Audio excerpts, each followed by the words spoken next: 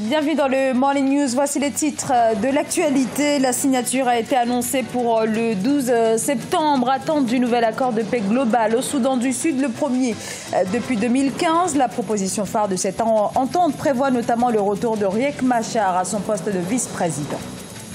Puis nous prendrons la direction de la République démocratique du Congo dans le Nord Kivu où la lutte contre le virus Ebola se poursuit. Province où les autorités doivent faire face à un double défi, répondre à la crise sanitaire tout en tenant compte de la situation sécuritaire dans cette partie du pays. Et enfin, de journal découverte de la tradition du cheval arabe dans le nord du Bénin.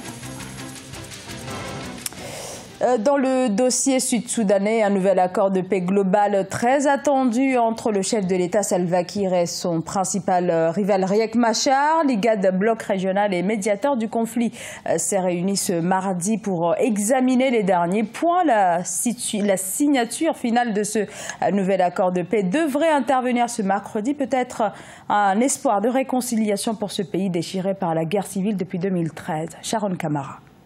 L'annonce de l'accord de paix au Soudan du Sud était attendue par la population sud-soudanaise, installée dans le pays ou alors réfugiée à l'étranger. Tous sont impliqués dans ce processus de paix. À Khartoum, la capitale du Soudan, des représentants de réfugiés sud-soudanais ont rencontré les parties impliquées dans les négociations de paix.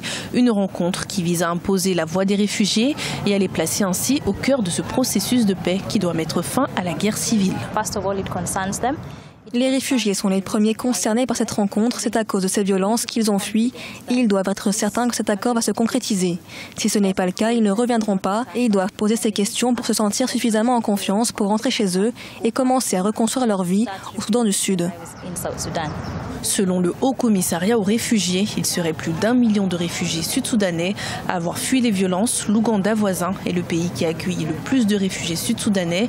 Une situation à l'origine de fortes tensions ces derniers mois.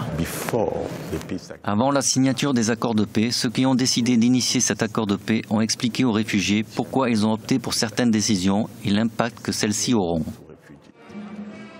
Annoncé en août dernier, l'accord de paix entre le pouvoir et la rébellion au Soudan du Sud sera signé ce mercredi 12 septembre 2018. La rencontre entre les deux parties aura lieu à Addis Abeba, la capitale éthiopienne, à l'occasion d'un sommet de l'IGAD, l'autorité intergouvernementale pour le développement. Dans l'actualité également, la dépouille de Kofi Annan qui est arrivée lundi au Ghana, pays natal de l'ancien secrétaire général des Nations Unies. Le diplomate et prix Nobel de la paix, premier dirigeant de l'ONU issu de l'Afrique subsaharienne, est décédé le 18 août à l'âge de 80 ans. Ses obsèques nationales sont prévues ce jeudi à Accra. De nombreuses personnalités sont attendues. Une cérémonie que vous pourrez suivre ce jeudi sur Africa 24 en direct d'Accra à partir de 8h30 GMT. L'Afrique à l'épreuve du terrorisme. Plus de 340 attentats en 2017, au moins 2600 morts, toutes des victimes du terrorisme à travers tout le continent. Un bilan terrible, lourd, qui rappelle l'ampleur de la menace. Boko Haram, AQMI, Al-Shabaab, le terrorisme ne faiblit pas. Hadijatou Badawi. Au moins 10 capitales du continent africain ont été la cible des prises d'otages et d'attentats meurtriers entre 2006 et 2018 causés par Boko Haram, Al-Shabaab ou Daesh. Suite aux exactions menées par Boko Haram, on dénombre plus de 3,5 millions de réfugiés et près de 20 000 déplacés dans la bande sahélienne. La recrudescence des violences a conduit les chefs d'État africains à prendre des mesures drastiques tant au niveau institutionnel qu'opérationnel. La plupart des pays concernés, notamment ceux du G5 Sahel, sont en cours de mise en œuvre d'une réforme du secteur de la sécurité. Donc globalement, il s'agit de mesures législatives comme les lois de programmation et également des mesures opérationnelles comme les réformes du secteur de la sécurité dans les différents pays. Au Tchad, par exemple, suite aux attentats du 11 juillet 2015, une loi portant répression des actes de terrorisme a été instaurée et elle réintroduit la peine de mort. Dans le même temps, les pays du bassin du lac Tchad ont vu leurs économies s'amoindrir à cause des sommes colossales injectées dans cette lutte. Les mesures institutionnelles couvrent également des efforts budgétaires qui vont mettre à la disposition des départements chargés de la lutte contre le terrorisme ou de la sécurité en général des moyens pour procéder aux réformes nécessaires pour adapter les services et les unités au nouveau contexte. À l'issue du 31e sommet de l'Union africaine, organisé en juillet 2018 à Nouakchott en Mauritanie, il a été décidé d'allouer 25% du budget de l'organisation au maintien de la paix et de la sécurité, notamment en Afrique de l'Ouest et dans la région du bassin du lac Tchad. La lutte contre Ebola en République démocratique du Congo, la lutte contre la propagation du virus se poursuit. Déjà 129 cas, dont 98 confirmés et 89 décès selon les autorités. C'est le 1er août que la fièvre hémorragique a été déclarée dans la région de Beni, dans le nord Kivu. Sur place, c'est une course contre la montre qui semble être engagée. Corinne Comdem. La République démocratique du Congo continue son combat contre le virus Ebola. Le pays qui fait face à sa 10e épidémie déploie tous les moyens nécessaires pour l'endiguer. Basé à Beni, dans l'est du pays, un important centre commercial identifié comme le nouveau point éclair de la propagation du virus, un centre de santé tente bien que mal de remporter cette bataille. Géré par l'ONG Santé Alima, Alliance for International Medical Action, en collaboration avec le gouvernement et d'autres organisations des Nations Unies, ce centre use d'outils et de traitements novateurs. Cela fait 1 semaine et demie que ma femme est malade et elle est traitée ici. Je suis très heureux. Elle progresse bien et je remercie les médecins et je loue Dieu. Le principe consiste à isoler les patients dans des unités mobiles futuristes en forme de cube avec des parois transparentes et un accès ganté. Ceci afin que les agents de santé n'aient plus besoin d'un équipement de protection lourd.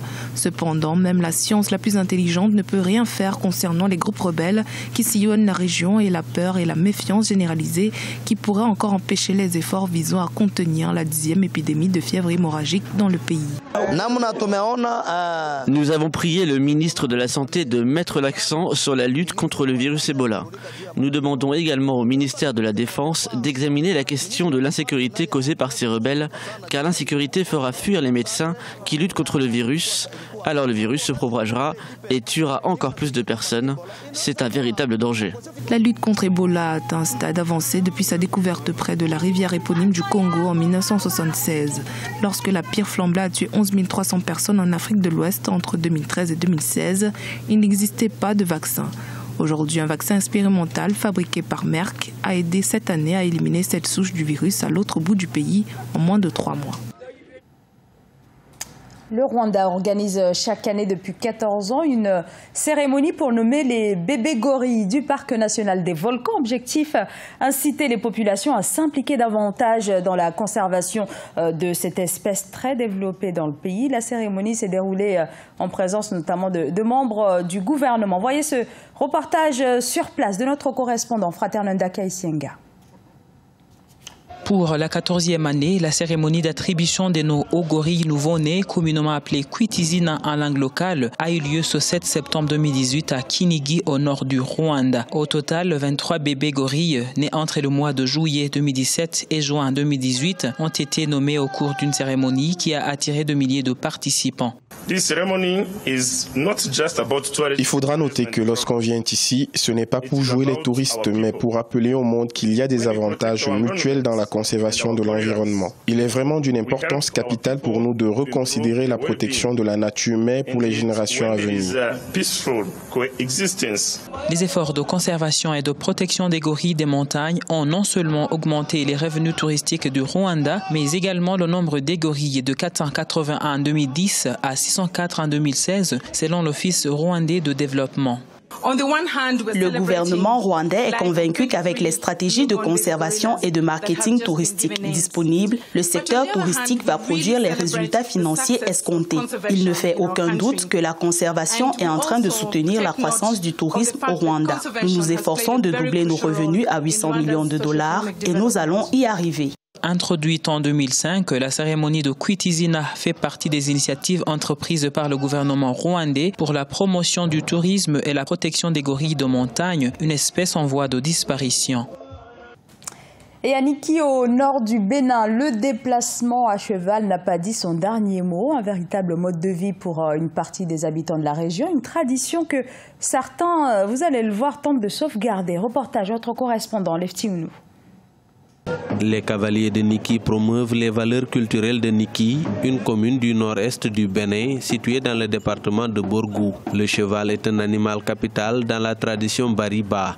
Identité culturelle de la région depuis des lustres, ce mammifère constituait un moyen de déplacement, notamment au cours des batailles pour la conquête d'autres contrées.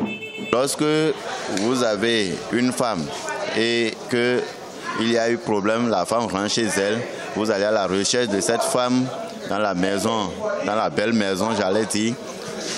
On amène le cheval et la femme, si elle a la longévité, c'est-à-dire si elle a elle doit avoir longue vie, c'est que cette femme doit accepter. Ou soit si elle refuse, le cheval meurt et c'est une honte pour sa famille.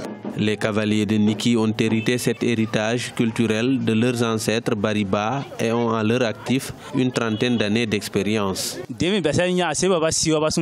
Nous avions hérité cela de nos aïeux. Nous souhaitons transmettre davantage cette richesse culturelle aux générations futures. Mais nous manquons d'espace central moderne de parade de chevaux. Les cavaliers de Niki, qui sont plus de 300 cavaliers, œuvrent pour la pérennisation de la richesse culturelle de la cité des Batombo. Pour rappel, les cavaliers s'expriment à l'occasion de la traditionnelle fête Gani en décembre.